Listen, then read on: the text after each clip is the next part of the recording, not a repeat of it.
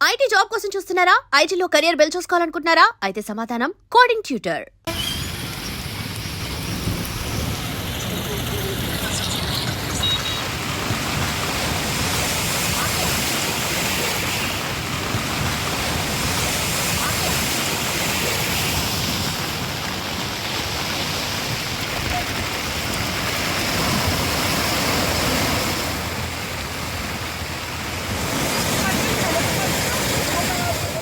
మోంతా తుఫాను దూసుకొస్తోంది, వేగంగా కదులుతూ ముంచుకొస్తోంది. ఏపీకి డేంజర్ అలర్ట్ మోగిస్తోంది. తీవ్ర వాయుగుండం కాస్త బలపడి తుఫానుగా ఇప్పుడు కదులుతూ రేపటికి తీవ్ర తుఫానుగా మచిలీపట్నం, కాకినాడ తీర ప్రాంతంలో తీవ్ర తుఫానుగా తీరం దాటనుంది. దీంతో ఏపీకి డేంజర్ బెల్స్ మోగుతున్నాయి. భారీ ఎత్తున ఈదురు గాలులు వీచే అవకాశం ఉంటుంది. దాంతోపాటు 90 నుంచి 110 కిలోమీటర్ల వేగంతో భీకరమైన గాలుల వేగం ఉంటుంది. అలానే భారీ వర్షాల నుంచి అత్యంత భారీ వర్షాలు కూడా నమోదవుతాయి. కాబట్టి ఖచ్చితంగా వాతావరణ శాఖ తీవ్రమైన హెచ్చరికలు జారీ చేస్తోంది. ఈ నేపథ్యంలోనే ఆంధ్రప్రదేశ్ సర్కార్ కూడా అలర్ట్ అయింది. ఇలాంటి తీవ్రమైనటువంటి తుఫాన్ల వల్ల వచ్చేటటువంటి పరిస్థితిని సమర్థవంతంగా ఎదుర్కొనే విధంగా ఇప్పటికే అన్ని జిల్లాల యంత్రాంగాల్ని కూడా అలర్ట్ చేసింది. సెలవులు రద్దు చేసింది. ఇప్పటికే ఆంధ్రప్రదేశ్ వ్యాప్తంగా అనేక పాఠశాలలకు, తుఫాను ప్రభావిత జిల్లాలకు కూడా సెలవులు ప్రకటించడం కూడా జరిగింది. ఎందుకంటే 3 రోజుల పాటు ఈ సూపర్ సైక్లోన్ తీవ్ర తుఫాను ప్రభావం వల్ల అత్యంత భారీ వర్షాలు నమోదయ్యే అవకాశం ఉంది. కాబట్టి ఖచ్చితంగా కొన్ని జిల్లాలు రెడ్ అలర్ట్ అయితే ఉంది. అలానే మరికొన్ని జిల్లాలు ఆరెంజ్ అలర్ట్లో కొనసాగుతున్నాయి, ఎల్లో అలర్ట్లో కూడా. సో ఇక్కడ మనం చూసే కాకినాడ, వెస్ట్ గోదావరి, కోనసీమ, అలానే బాపట్ల, ప్రకాశం జిల్లాలకు రెడ్ అలర్ట్ కొనసాగుతోంది.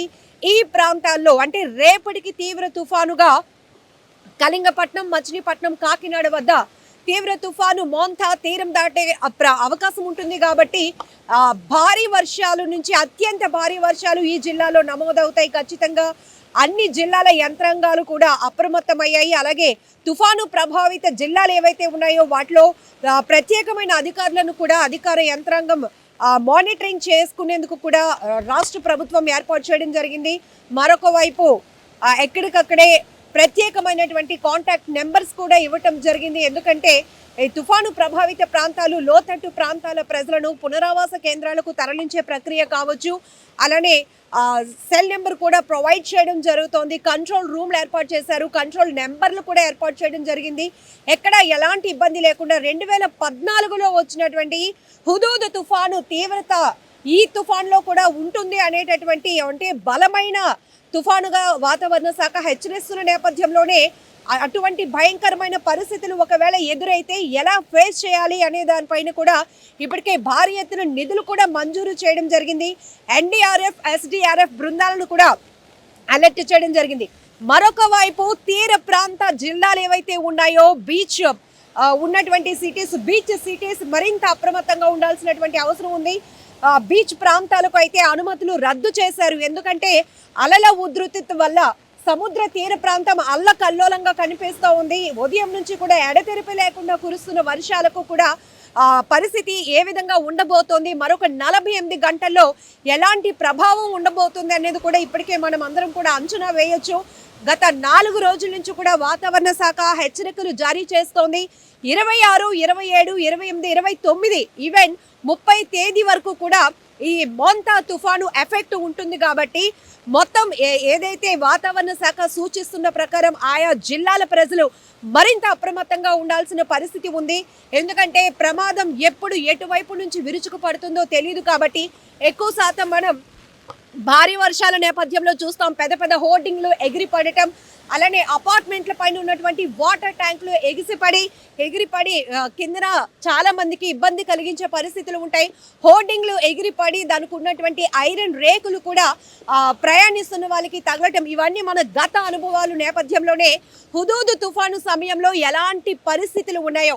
సో ప్రెసెంట్ ఇప్పుడైతే మనం వాతావరణం ఎలాంటి సిచ్యువేషన్ ఉందో చెప్పడానికి వైజాగ్ బీచ్ దగ్గరకు వచ్చాం. గొడుగులు సైతం వెనక్కి ఎగిరిపోతున్నాయి.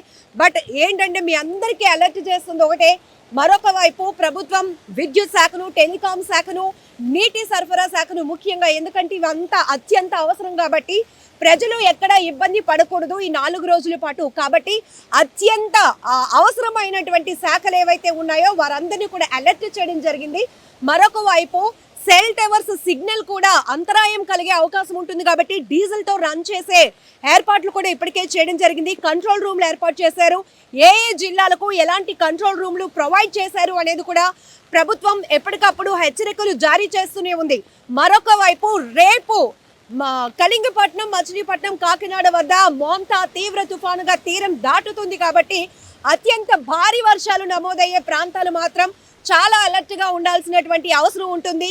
కేవలం తుఫాను పరిస్థితులు చూడడం కాదు, దానివల్ల ఎదురయ్యేటటువంటి పరిస్థితులను కూడా ప్రజలు అలర్ట్ గా ఉండాలి. స్వచ్ఛందంగానే కొన్ని జాగ్రత్తలు తీసుకోవాలి. సో ఇలాంటి వెదర్ కండిషన్ లో బాగుంటుంది, బీచ్కి వెళ్దామనే ఆలోచనలు మాత్రం అస్సలు చేయొద్దు. రోడ్డు మీద కూడా ఎప్పటి నుంచి ఎటువైపు నుంచి గాలుల వేగం వల్ల ప్రమాదాలు పొంచి ఉంటాయో మనకు తెలియదు కాబట్టి ముందుగానే ఊహించి ముందస్తు జాగ్రత్తలు తీసుకోవాల్సిందిగా కూడా హెచ్చరికలు జారీ చేస్తోంది ప్రభుత్వం. నిజంగా ప్రస్తుతం ఉన్నటువంటి సమాజం దేనికి ప్రయారిటీ ఇస్తుంది? ఆర్థిక సంబంధాల చుట్టూ మాత్రమే తిరుగుతుంది. మళ్ళీ ఎన్నికలంగానే చాలా విరక్తి కలుగుతాం. మంచి అనిపిస్తుంది కదా, లేడీస్ కూడా ఛాలెంజింగ్ జాబ్స్ చేసినప్పుడు చాలా బాగుంటది. ట్రాఫిక్ అసిస్టెంట్స్ గా నియమించిన ట్రాన్స్జెండర్స్ అందరితో సాల్యూట్ చేయించుకుంటున్నారు. ఫుడ్ డెలివరీ ఇవ్వటానికి వెళ్ళినటువంటి డెలివరీ బాయ్ అనిల్ పై కళ్ళ ముందు